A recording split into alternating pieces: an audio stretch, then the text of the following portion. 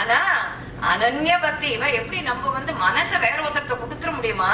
இருந்தாலும் அங்கேருந்து மெனக்கெட்டு அந்த கட்டாட்சத்தாலேயே சக்திய கொடுத்து மறுபடியும் ராமனை பாட வச்ச ராம சகோதரி நீ அப்படின்னு மார வைரி ரமணி.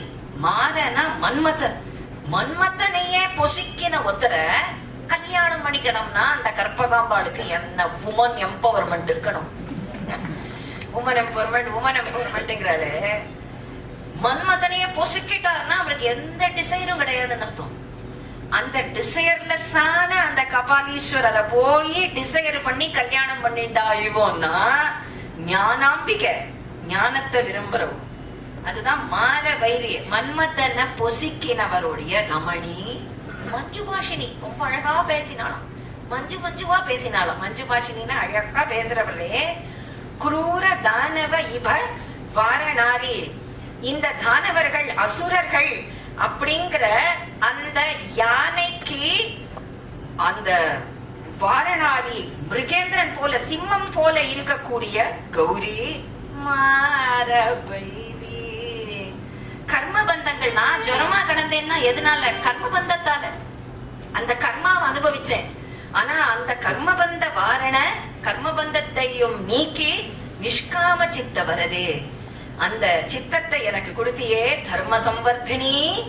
ஏன் நாசிகா பூஷணியில பாடணும் அப்படின்னா அவ போட்டு இருக்கிற அந்த மூக்குத்தி தான் அவருக்கு கண்ல அப்படியே படிஞ்சு மனசுல பதிஞ்சுட்டான். அதனால மூக்குத்திய வச்சே அந்த ராகத்துல நாசிகா பூஷணியில மாரவைரி ரமணி அப்படின்னு பாடுறார். வதனஹாசி, சிரிச்சியே. சுபபலதே, சுபத்தையே தரக்கூடியவளே. சுபபலதே மாரவைரி. அப்படி தர்ம சம்வர்த்தினி ஸ்தோத்திரம் முதல்ல நம்ம பாடினது கோமதி தாசர் என்கின்றவர் பாடின அந்த தர்ம சம்வர்த்தினி ஸ்தோத்திரம். தொடர்ந்து தர்ம சம்வர்த்தினி பார்த்ததும் இந்த ஹரிகதைய ஸ்ரீ அண்ணாவும் தியாகராஜ சுவாமி சரித்திரத்துல சொல்லுவார். பல பேர் ஹரிகதையில தியாகராஜ சுவாமி இது கர்ண பரம்பரையா வர கதை.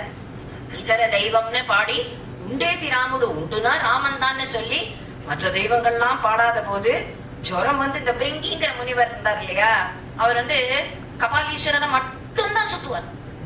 அம்பாள கூட அவருக்கு பிடிக்காது. இவருக்கு அப்படி கிடையாது, தேசி கிடையாது. இருந்தாலும் தம்மேல பாட வச்சுட்டா தர்ம சம்பர்த்தினி. மற்ற பிரிங்கிங்கிற முனிவருக்கு அம்பாளே பிடிக்காது.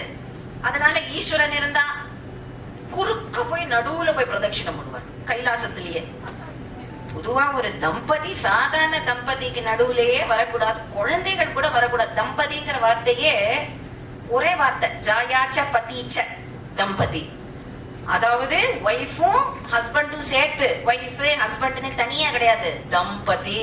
அதுதான் சம்ஸ்கிருதத்துல பாரதிய கலாச்சாரத்துல அந்த தம்பதி அப்படின்னா ஒரே வேர்டு.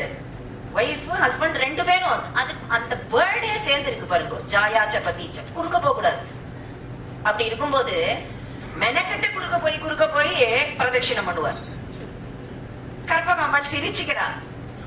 சரி, இவருக்கு அவ்வளவுதான் தெரியும் போல இருக்கு, அவருடைய பாதி சரீரமே எனக்கு தான் கொடுத்திருக்கார், அர்த்தநாரீஸ்வரரா போயிட்டா என்ன பண்றார் பாப்போம் அப்படின்னு கற்பகாம்பாள் கபாலீஸ்வரரோட ஒட்டி அர்த்தநாரீஸ்வரரா ஒரு பாகத்தை தான் உண்மைக்கே கொடுத்துட்டாரு. அவர் கொடுத்துட்டாரு. அவர் தான் சமத்துவம்னா அப்படி சமத்துவம்.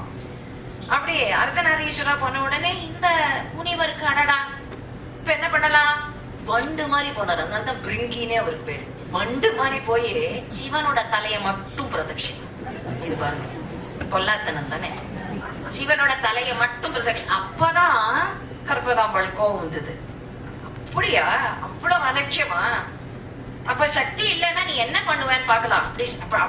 சக்தி தானே, சக்தி தானே, சக்தி தானேன்னா சக்தி இல்லைன்னா என்ன பண்றேன்னு பாக்கலாம் அப்படின்னு அவருடைய சக்தியை முழுக்க உறிஞ்சுட்டான். உறிஞ்சா இந்த பிரதட்சிணம் பண்றது வண்டவா எறும்பா கூட இருக்க முடியாது. எறும்புல இருந்து பிரம்மா வரைக்கும் சக்தியா இருக்கிறது கற்பகாம்பாளுடைய சக்தி. சக்தி, அதனாலதான் அவங்களுக்கு சக்தினே பேரு. அண்ணா ஒரு ஹாசியமா சொல்லுவார், சக்தி இல்லைன்னா சிவன் கூட சிவனேன்னு உட்காந்துக்க வேண்டியிருந்தாங்க. சிவனேன்னு உட்காந்துட்டு இருக்கேன் பாலியா, சக்தி இல்ல சிவனேன்னு உட்காந்து இருக்கேன் அப்படின்னு. சக்தி இருந்தாதான் சிவனுக்கும். அப்போ என்ன பண்ணினார் அப்படின்னா அப்போதான் புரிஞ்சது, ஓஹோ பாடுற சக்தி, பேசுற சக்தி, கேட்கிற சக்தி, இது எல்லாமே அவளுடைய கடாட்சத்தால வரக்கூடியது அல்லவோ அப்படின்னு நினைச்சிட்டுதான் அப்புறம் திருவண்ணாமலையில கிரி பிரதட்சிணம் பண்ணி அத பண்ணிக்கிறேன், நான் உணர்ந்துட்டேன், என்னுடைய குற்றங்களை மன்னிப்பாயாகன்னு சொன்னதும் அவருக்கு உணர்த்தினார் அப்படின்னு வருது இல்லையா. கண் பார்வை போயிடுதுன்னா அவ மட்டும் பாராமுகமா இருந்துட்டுன்னா உலகத்துல ஒரு எறும்பு கூட அசைய முடியாது. அந்த மாதிரியா இந்த தியாகராஜருக்கு இப்படி ஒரு சம்பவம். அதே போல அடுத்தது மூகம்